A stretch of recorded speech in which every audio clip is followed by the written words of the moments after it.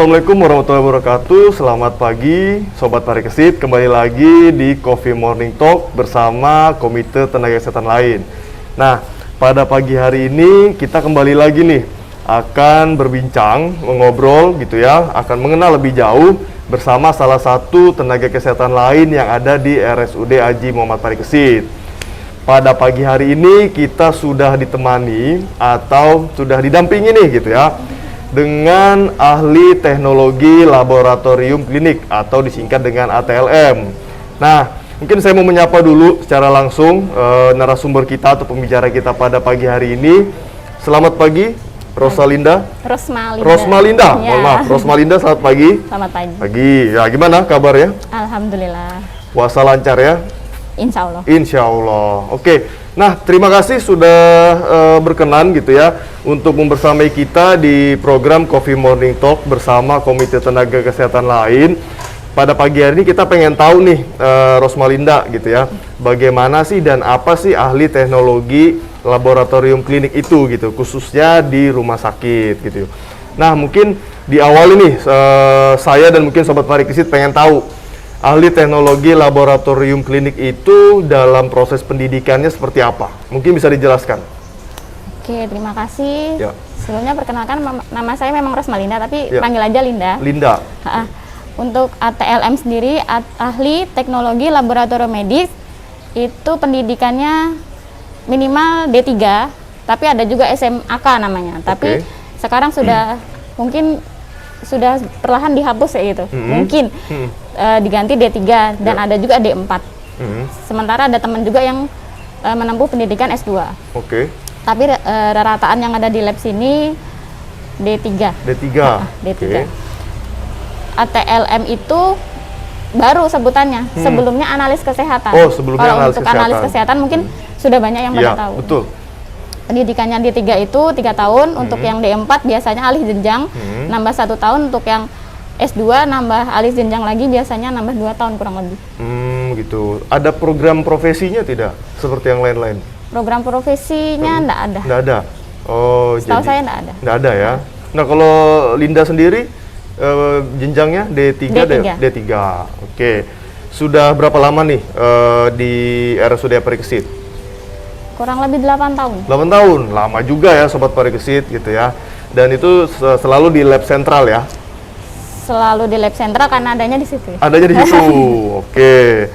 Dan untuk lab sendiri nih gitu ya, Rosmalinda gitu ya, kan terbagi-bagi ya di dalam apa ya, layanannya. Nah, ada 3 kalau nggak salah. Itu bisa dijelasin nggak? 3 itu tuh apa aja sih pelayanannya, jenis-jenisnya gitu, bentuk-bentuknya yang ada di lab? Oke, berarti kita kenalan tentang laboratorium ya. Laboratorium di Rumah Sakit Haji Muhammad Parikesit itu ada 3. Laboratorium klinik, laboratorium patologi anatomi, sama laboratorium mikrobiologi. Untuk laboratorium klinik itu disebut juga sebagai laboratorium sentral. Itu bukanya 24 jam. Setiap hari kerja 24 jam. Untuk laboratorium patologi anatomi sama mikrobiologi itu hari kerja sama jam kerja aja, karena petugasnya khusus sendiri. Gitu ya. Jadi yang hanya 24 jam itu yang layanan patologi kliniknya. Patologi klinik itu yang darah lengkap, kimia darah, urin lengkap kayak gitu. Gitu. Dan untuk tenaga sendiri nih yang ada di lab kita RSUD Haji Muhammad Parikesit itu ada berapa ATLM-nya? Tepatnya saya agak lupa ya. Agak lupa. Cuman untuk petugas shiftnya sendiri 14 orang. 14 orang. Untuk petugas patologi anatominya ada 2. Petugas mikrobiologinya 2. Tapi petugas non shiftnya ada juga kurang lebih sekitar 14 juga kok nggak salah. 14 juga. Nah, kemudian kita juga pengen tahu nih ya untuk Linda sendiri gitu di laboratorium gitu ya, kan tadi sudah disebutkan ada 3 jenis layanan atau bidang layanan spesifik di laboratorium gitu.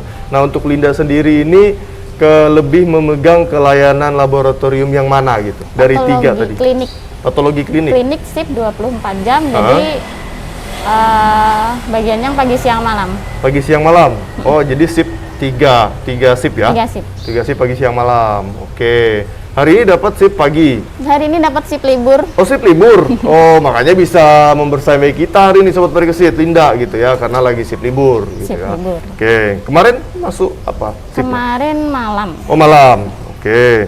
Nah, juga kita pengen tahu nih gitu ya, sebelum mungkin nanti kita akan membahas lebih jauh gitu ya Linda, dalam proses lab klinik ini sendiri gitu ya, kan pasti ada tahapan-tahapannya ya gitu. Jadi mungkin biar Sobat Parikesit ini tahu juga bagaimana sih layanan di laboratorium itu gitu, apa aja sih tahapan-tahapan yang dilalui di dalamnya. Mungkin jadi biar Sobat Parikesit ini tahu dan mengenal gitu, jadi bisa misalnya kalau misalnya menunggu hasil misalnya atau menggunakan layanan yang mungkin ada waktu tunggunya gitu ya. Nah, mungkin sebelum kita menuju ke sana gitu ya, mungkin Sobat Parikesit atau Linda gitu ya bisa menjelaskan seperti apa proses di dalam laboratorium itu sendiri. Oke, laboratorium prosesnya itu Ya. Ada 3. Pra-analitik, analitik sama post-analitik itu di ketiga laboratorium itu sama, namanya itu, cuman bedanya alatnya, bahannya, sama yang mau diperiksa apa itu yang bedanya. Nah, untuk pra-analitik itu kesesuaian sampelnya, sampel yang diterima, sama belangko pemeriksaan, terus sampelnya itu sesuai atau tidak. Kan di laboratorium itu banyak tabung-tabungnya tuh. Nah, sesuai nggak tabung sama yang diminta. Kalau kan nggak satu tabung bisa buat semua kan nggak. Nah, itu juga dicek. Terus habis itu masuk ke analitik, itu proses pemeriksaan sampel itu sendiri. Baru ke pra-analitik, ngecek lagi kesesuaian hasil dengan keadaan pasien dan kesesuaian hasil yang selesai diketik dalam bentuk kertas sama hasil dari alatnya. Oke, Itu jadi pakai proses validasi. proses validasi juga. Harus validasi kurang minimal 4 mata. 4 mata? Iya, 4 mata. Jadi dari yang ngetik sama yang mengerjakan, atau dari yang mengerjakan sama PJ-nya. Oke, jadi tidak langsung ya. Jadi memang harus ada proses verifikasi. Harus ada prosesnya. Oke, itu kenapa? Bisa alasannya kenapa kira-kira? Meminimalisir kesalahan. Meminimalisir kesalahan. Kesalahan seperti apa yang mungkin berpotensi terjadi jika proses verifikasi itu tidak terlaksana? Soalnya kita kan masih pakai sistem ngetik. Sistem ngetik manual. Nah, ketikan itu kan kadang tangan suka kelebihan nolnya kah, atau titiknya jadi koma. Nah, itu pengaruh juga ya. Pengaruh karena sekali. 1,2 sama 1,20 sama 1,20 kan bedanya beda ya. Oke, jadi itu dia fungsinya proses verifikasi dua pasang mata. 2 mata. Atau 4 mata. 4 mata tadi penting dilakukan dalam proses analitik lab ya. Post analitik. Post analitik post analitik di lab gitu ya. Oke. Nah, dari proses analitik ini kira-kira apakah yang mempengaruhi gitu ya proses hasil lab ini keluar gitu? Apakah hanya karena proses analitik ini saja yang menjadi aspek atau menjadi penyebab adanya mungkin proses tunggu hasil keluar yang mungkin dengan durasi tertentu, apakah juga ini menambah gitu? Oke. Atau ada yang lain mungkin? Ada yang lain. Sebenarnya semuanya sudah tercakup dalam pra-analitik, analitik sama post-analitik. Jadi untuk lab klinik sendiri ya, pra-analitiknya pertama sampel itu datang. Terus kami ngecek dulu nama, nomor RM, tanggal lahir, sesuai nggak yang di tempat sampel sama di belangko permintaannya. Terus dicek lagi itu tadi tabungnya sesuai apa enggak. Setelah tabungnya sesuai, dicek lagi nih volumenya cukup enggak. Kalau volumenya kurang, pasti kita konfirmasi. Terus kalau sudah sesuai, volumenya cukup, habis itu namanya kami ada untuk tabung merah, biasanya untuk kimia darah. Itu kami buat ada sentrifus namanya. Masukkan ke dalam sentrifus, itu diputar. Yang diambil kan cuma cairan darahnya. Nah, cairan darahnya ini sesuai enggak? Kadang orang dengan HB tinggi cairan darahnya lebih sedikit. Nah, sampelnya itu sesuai enggaknya ini lisis atau enggak. Itu nanti dicek lagi. Dicek lagi, oke. Terus untuk yang kimia darah lengkap, itu yang tabung ungu, biasanya itu dicek juga lisis enggak, sama beku atau enggak. Kadang beberapa sampel yang masuk, itu kan ada masuk ke dalam tabung tuh ya. Yeah. Di beberapa tabung kami ada kayak cairan namanya antikoagulan. Nah kalau udah kena antikoagulan, harapannya sampel itu tidak beku. Nah tapi untuk beberapa kejadian sih ketika sampel itu beku, berarti tidak sesuai, tidak bisa dikerjakan. Tidak bisa dikerjakan. Oke, dan itu juga menjadi mengulang juga ya untuk mengambil juga, sampel. Ya, kadang bekuan itu kecil, tapi itu tetap berpengaruh. Berpengaruh ya? Tetap berpengaruh. Oke, jadi benar-benar harus masih apa ya? Sempurna harus sampel sempurna. itu. Oke, Ya tidak. meskipun kami tahu pengambilan mungkin ada yang susah. Ya. Bayi misalnya atau orang yang sudah tua kayak gitu, Ya. atau dengan pasien-pasien onkologi biasanya agak susah. Oke. Tapi kalau tidak sesuai, yang kasihan nanti pasiennya. Hasilnya jadi tidak sesuai dengan keadaan pasien sebenarnya. Iya. Oke. Nah, untuk waktu tunggu gitu ya, layanan di laboratorium sendiri, apakah secara durasi itu ditentukan oleh laboratorium atau memang ada aturan dari secara resminya gitu, dari mungkin dari peraturan pemerintah atau Kementerian Kesehatan gitu? Ada Permenkesnya ya, nomor ada Permenkesnya. 129 kalau nggak salah. Itu tentang laboratorium klinik yang ada, terus selama 140 menit waktu tunggunya. 140 menit waktu Untuk tunggunya. kimia darah sama darah lengkap. Sama Yang darah lengkap. kimia darah ya kayak fungsi hati, SGOT, SGPT, ureum kreatinin, gula darah. Kalau darah lengkapnya itu untuk HB, hematokrit, leukosit, trombosit kayak gitu. Oke, jadi itu ya 140 menit kalau 140 berdasarkan menit. Permenkes. Berdasarkan Permenkes. Oke.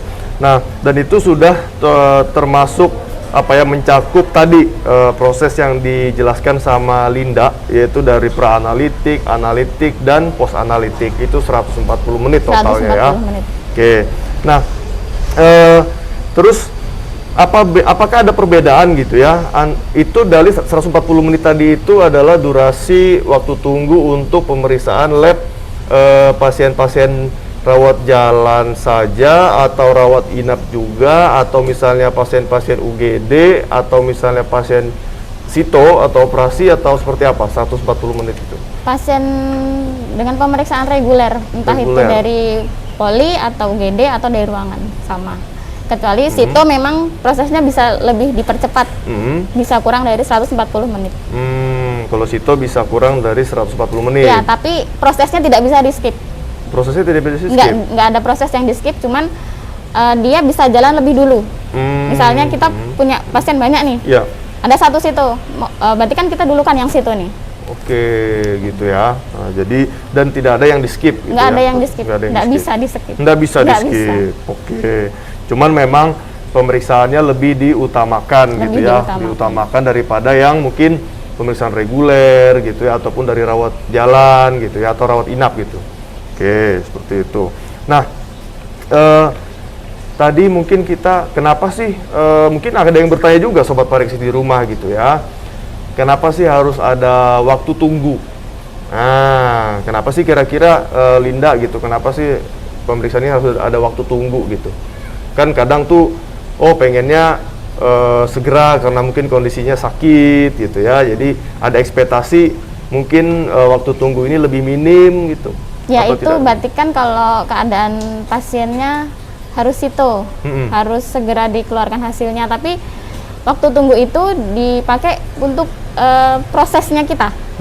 Selama proses pra-analitik, analitik sama post-analitik itu dipatok 140 menit. Kalau nggak salah itu maksimalnya ya. Maksimalnya. Bisa lebih kurang dari itu. Bisa makanya lebih kurang. kadang kalau ditanyain, kami usahakan secepatnya. Cuman nggak bisa di skip. Nggak bisa di skip ya? Nggak bisa di skip. Oh, diusahakan secepatnya, udah di dalam lab itu udah bekerja ini ya, secepat mungkin yang bisa dilakukan oleh ATLM tadi gitu ya. Dan tidak ada yang di skip gitu ya. Nah, itu dan itu cukup apa ya, kalau ada yang di skip karena mungkin untuk memotong durasi ya, itu juga sangat apa ya, suatu faktor resiko ataupun Ya, hal yang faktor tidak resiko. bisa dilakukan kan Iya. gitu dalam pemeriksaan medik ya. Nah, karena ada itu namanya waktu tunggu baca ada juga. Waktu Jadi tunggu untuk baca ada juga? pemeriksaan kayak rapid test itu kalau lebih dari misalnya 10 menit, lebih Iya. dari 10 menit bisa invalid, kurang dari 10 menit bisa jadi tidak terbaca. Takutnya gitu. nanti hasilnya tidak sesuai. Oh begitu. Tetap tidak bisa di-skip. Tetap tidak bisa di skip gitu ya. Oke. Dan itu juga ada tadi sampai proses verifikasi juga itu harus dilakukan karena jadi benar-benar ya sobat parikesit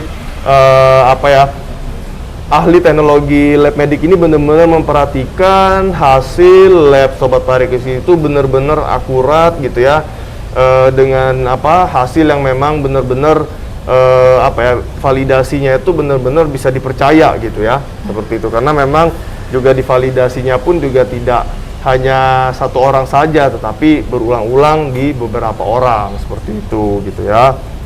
Oke, nah tadi juga sudah disebutkan gitu ya sampel kriteria yang sampel kriteria sampel yang bisa dikerjakan gitu ya.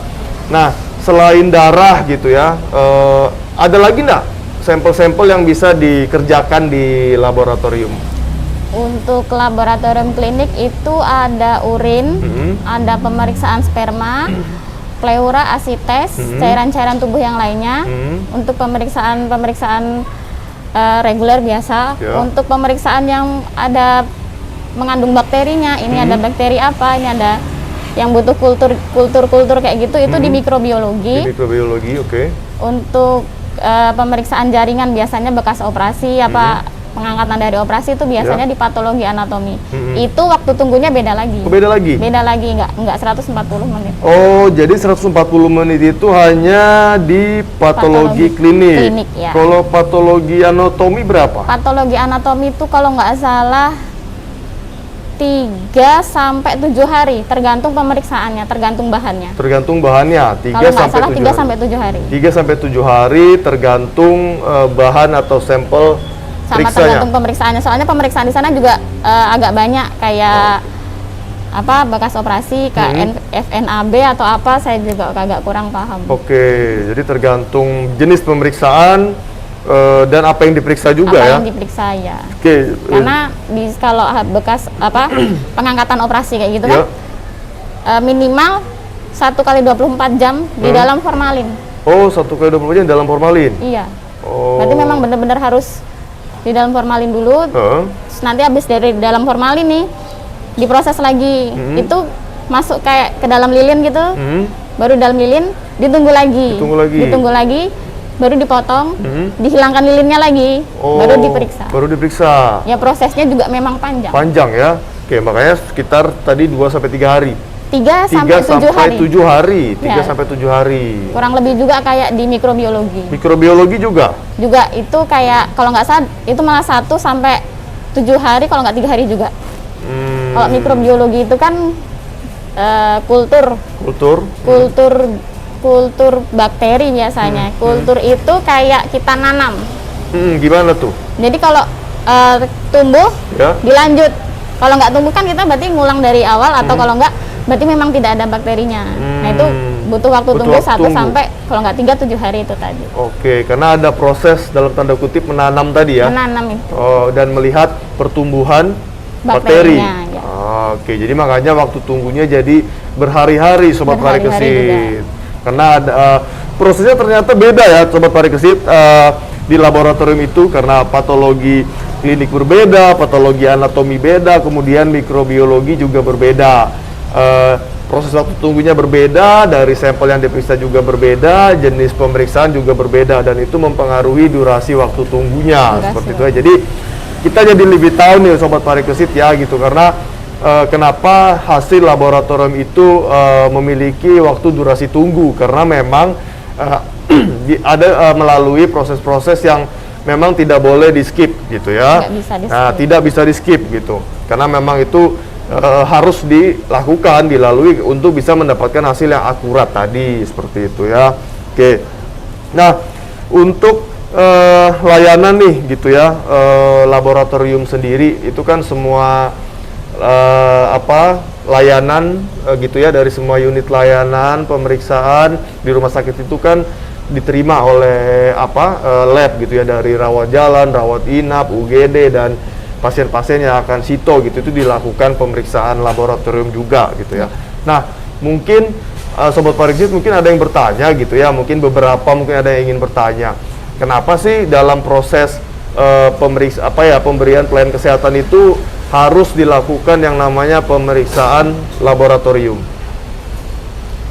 Laboratorium itu kan sebenarnya penegak diagnosa. Penegak diagnosa. Penegak diagnosa itu membantu diagnosanya dokter. Ya.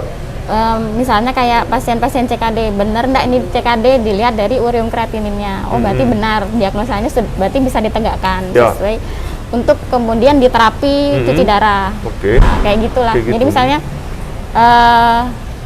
pasien dengan tengkuk pegel biasanya, oh biasanya nih kolesterolnya tinggi. Nah, dicek dulu kolesterolnya nih tinggi beneran apa enggak. Kalau benar berarti kan terapi ke obatnya bisa sesuai. Sesuai gitu ya. Oke, jadi dilihat nih kalau seperti salah satunya tadi disebutkan sama Linda, tengkuknya agak pegel, sakit gitu ya.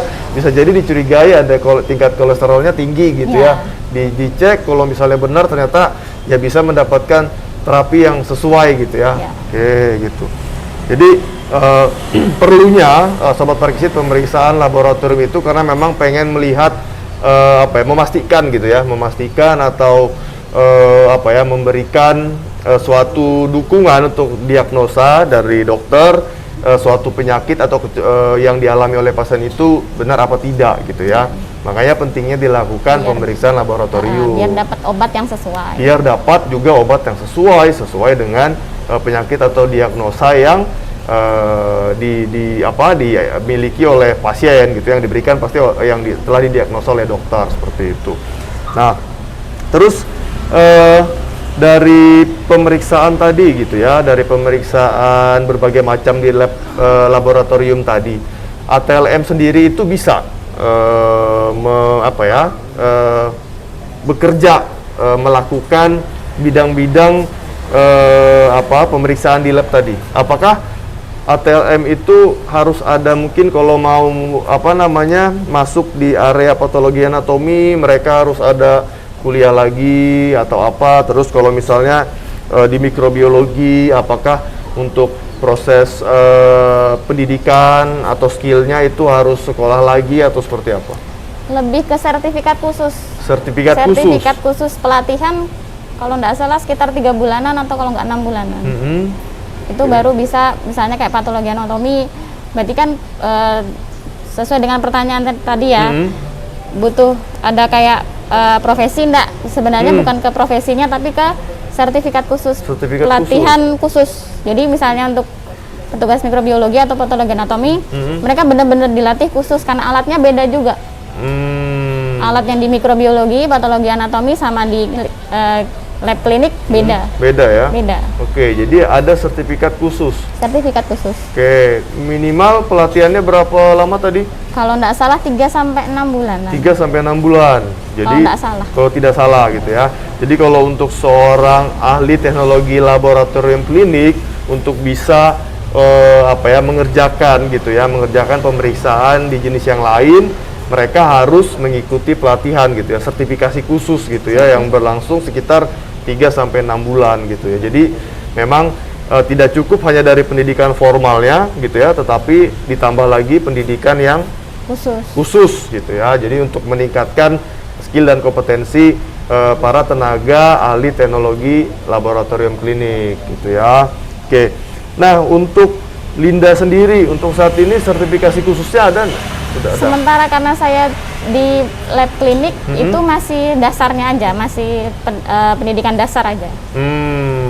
Belum ada sertifikat khusus. Belum ada sertifikat khusus ngambilnya. Tapi rencana ke depan pasti akan ada dong. Atau mungkin lanjut kuliah lagi. Insya Allah. Kuliah lagi. Maunya kan gitu ya. Biar otak ini nggak berhenti di sini. Karena kan ilmu itu berkembang terus. Kadang yang dulu kami pakai alat kayak gini aja bisa, ternyata sekarang udah nggak bisa. Ada lagi ilmu lagi yang berkembang baru kayak gitu. Oke. Nah, mungkin ada yang ingin saya tanyakan dan mungkin ini juga menjadi mungkin awam juga bagi masyarakat gitu ya, tetapi ini sering terjadi gitu ya, dan mungkin ada mengakibatkan atau menimbulkan apa ya, ketidakpahaman atau kesalahan persepsi gitu ya. Bisa enggak Linda menjelaskan apa itu false positif? False positif itu positif palsu ya. Iya.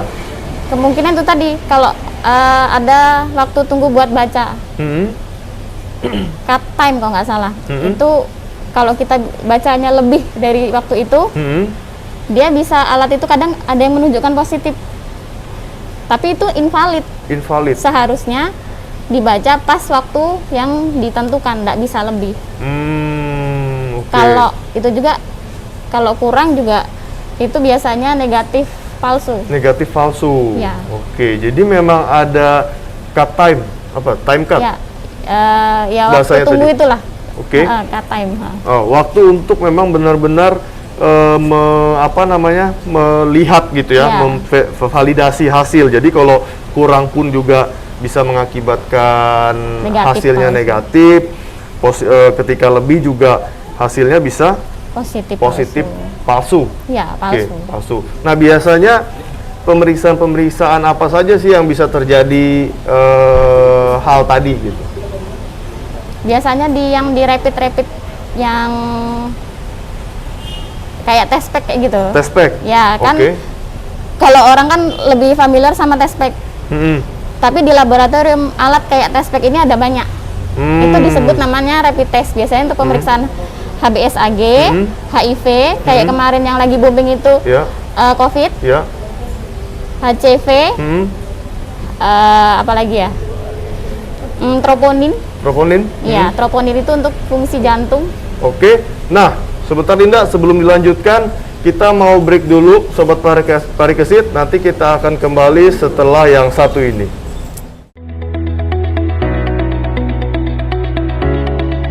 Kini, Rumah Sakit Umum Daerah Haji Muhammad Parikesit memberikan kemudahan bagi Anda. Anda tidak perlu antri dan menunggu lama untuk mendapatkan obat di instalasi rawat jalan. Sobat Parikesit, layanan antar obat Parikesit. Layanan lebih nyaman, tanpa antri, dan obat diantar langsung ke rumah Anda. Tarif dan syarat ketentuan berlaku. Untuk informasi lebih lanjut, segera hubungi call center Depo Rawat Jalan 0813 4614 5900 atau kunjungi Depo Farmasi Rawat Jalan, Gedung Merak, lantai dasar. Sobat Parikesit, layanan antar obat Parikesit.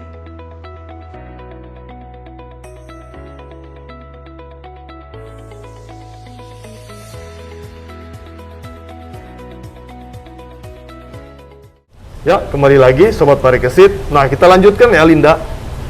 Tadi beberapa penyakit, beberapa pemeriksaan maksud saya sudah disebutkan yang bisa mengakibatkan adanya kategori false tadi, false negatif, false positif gitu ya.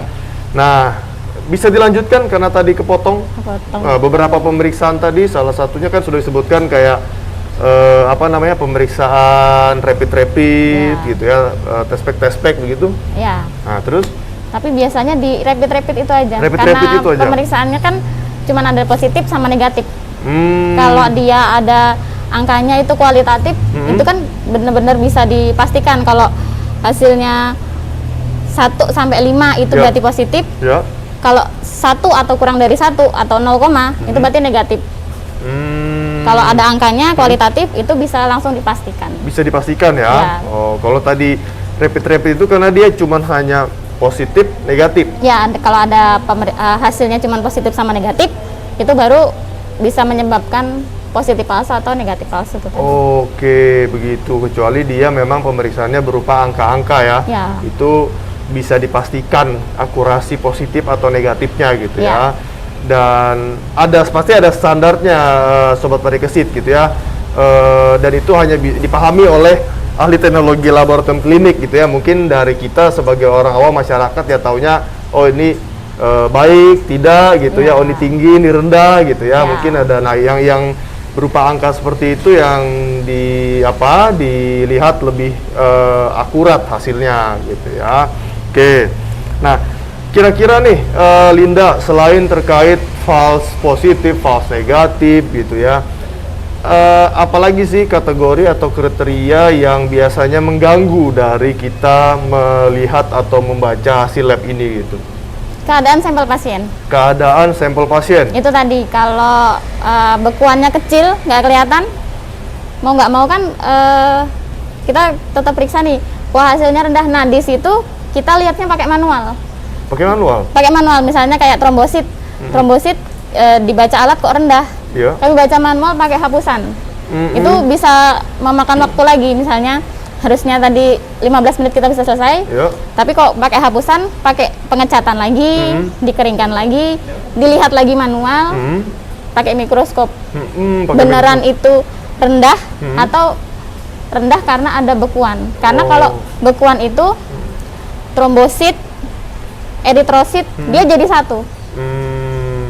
Itu jadi eritrositnya yang harusnya dia terpecah ada 5, dia bisa kebaca satu karena dia menggumpal. Oke. Nah, itu yang kelihatan cuman dari mikroskop. Cuman dari mikroskop yang bisa lihat. Oke. Yang harusnya terpecah karena ada bekuan jadi satu, ini unsur apa sih sebutannya? Unsur koagulasi. Koagulasi. Prosesnya koagulasi, koagulan atau dia membeku lah istilahnya. Membeku. Jadi ada yang namanya fibrin. Dari darah kita, kalau kita kesayat gitu kan, itu ada pertama tuh fibrin. Nah, fibrin tuh kayak benang. Nah, benang-benangnya itulah yang ayo kita jadi satu, kayak gitulah istilahnya lah ya. Itu yang mengikat jadi satu, trombosit, eritrosit kayak gitu. Oke, jadi hasil sampel dari hasil atau sampel pemeriksaan ini juga berpengaruh dari hasil gitu ya, dari hasilnya gitu. Makanya prosesnya juga tadi kalau kata Linda, ada bekuan sedikit saja tidak bisa terbaca oleh alat, ya dilakukan manual gitu ya, dan itu waktunya juga berbeda gitu ya. Waktunya berbeda, itu juga yang berpengaruh juga untuk biasanya di kimia darah sampelnya itu lisis atau enggak. Atau kalau enggak kurang atau enggak. Kalau dia lisis, biasanya di beberapa pemeriksaan dia nanti hasilnya bisa berbeda. Biasanya sih di kalium ya. Bisa lebih tinggi dari yang seharusnya. Terus sama ada juga cairan untuk antikoagulasi dari tabung yang lainnya. Kan untuk kimia darah itu diharapkan sampelnya itu beku. Itu biasanya tabungnya kalau nggak merah kuning. Bener-bener jadi catatan ya, merah sama kuning itu baru sampelnya beku. Di luar dua tabung ini yang dipakai di sini aja ya. Sebenarnya tabung ada banyak. Merah sama kuning di luar itu biasanya ada antikoagulannya. Malah yang tidak boleh beku. Nah, di tabung merah sama kuning ini yang tidak boleh beku, biasanya kadang kalau dia nggak beku, dicek itu hasilnya bisa beda juga. Karena biasanya kecampuran dari tabung yang sebelumnya. Nah, kan biasanya ngambil dari spet, masukkan ke tabung satu, kadang ada cairan dikit masuk ke dalam spetnya, nah kayak gitu. Jadi sekalian informasi ya untuk masukkan ke dalam tabung. Itu biasanya yang tanpa cairan atau tanpa antikoagulan itu tadi, yang merah dulu atau yang kuning dulu, baru yang ungu, baru kadang ada yang biru. Yang biru duluan, Ting. Nah, yang mana nih? Yang biru duluan. Yang biru duluan? Oh, lain, merah dulu, biru, baru ungu. Merah atau kuning, biru, baru ungu. Gitu. Jadi ada 3 tabung ya? Kalau pemeriksaannya 3 itu tadi. Tapi kalau pemeriksaannya cuma 2, merah sama ungu, merah dulu, baru ungu. Baru ungu, berpengaruh yang juga mengurangi resiko si ungu ini kan ada cairannya nih. Mengurangi resiko masuk ke dalam tabung merah cairannya. Karena kalau cairannya itu masuk ke dalam tabung merah, sampelnya bisa jadi tidak beku. Hasil yang dihasilkan juga bisa berbeda. Karena cairan itu bisa kayak mecah, kayak gula darah bisa terpecah, jadi lebih rendah dari yang seharusnya.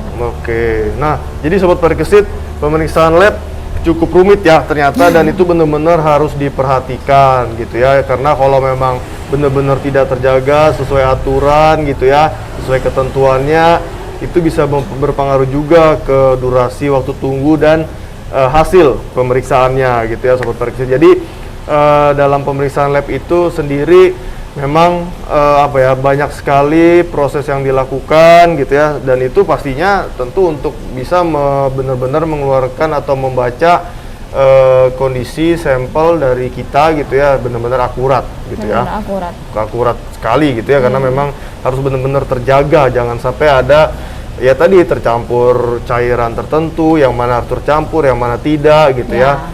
Seperti itu Sobat Parikesit ya. Jadi kita lebih tahu nih gitu ya. Jadi apa yang dijelaskan Linda tadi adalah menginformasikan kepada kita gitu ya, bahwa pemeriksaan laboratorium itu tidak sesimpel yang mungkin ada di ekspektasi kita selama ini gitu ya. Ya, darah datang, hasil keluar kan biasanya gitu orang darah datang, hasil keluar biasanya gitu ya. Cuman dilihat mikroskop mungkin gitu ya, taunya terus udah ketahuan ada apa di situ, udah langsung dikeluar hasilnya. Ternyata tidak sesimpel itu Sobat Parikesit gitu ya.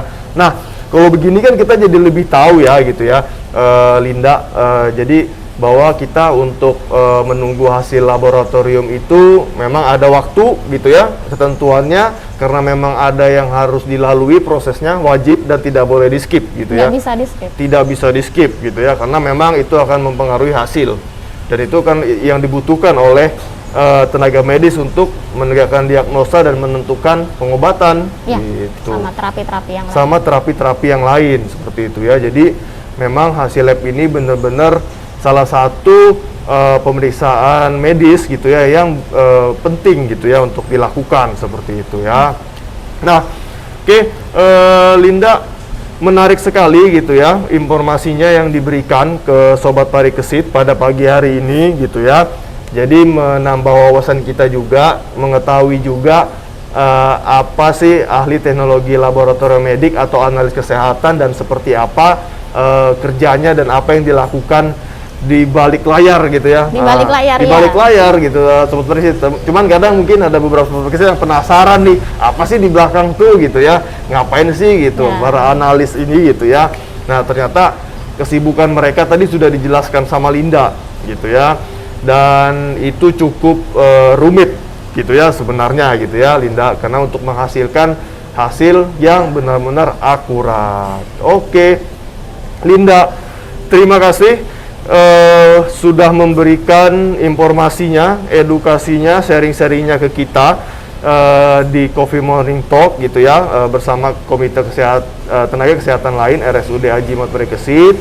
Semoga nanti di lain kesempatan Linda bisa lagi sharing-sharing sama kita, sama Sobat Parikesit, memberikan informasi yang lebih banyak lagi seputar layanan laboratorium di RSUD Aji Muhammad Parikesit. Open question nggak? Kenapa? Kalau ada lagi nanti open question. Ya, kalau ada lagi nanti open question ya, Sobat Parikesit bisa lakukan pertanyaan gitu ya, melemparkan pertanyaan melalui sosial media RSUD Aji Muhammad Parikesit. Oke, baik Linda, sekali lagi terima kasih ya. Sama-sama. Oke, baik Sobat Parikesit, itu dia tadi pemaparan diskusi kita bersama ahli teknologi laboratorium medik di RSUD Aji Muhammad Parikesit.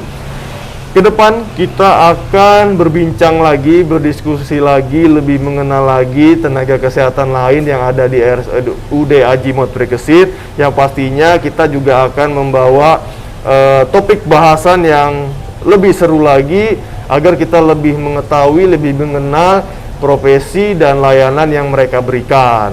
Oke. Mungkin itu saja yang bisa kami sampaikan pada pagi hari ini. Kurang lebihnya kami mohon maaf. Sekali lagi terima kasih dan salam dari RSUD Aji Muhammad Parikesit, Komite Tenaga Kesehatan lain bersama tim Humas yang telah melaksanakan program Coffee Morning Talk bersama Komite Tenaga Kesehatan lain. Saya ucapkan wassalamualaikum warahmatullahi wabarakatuh.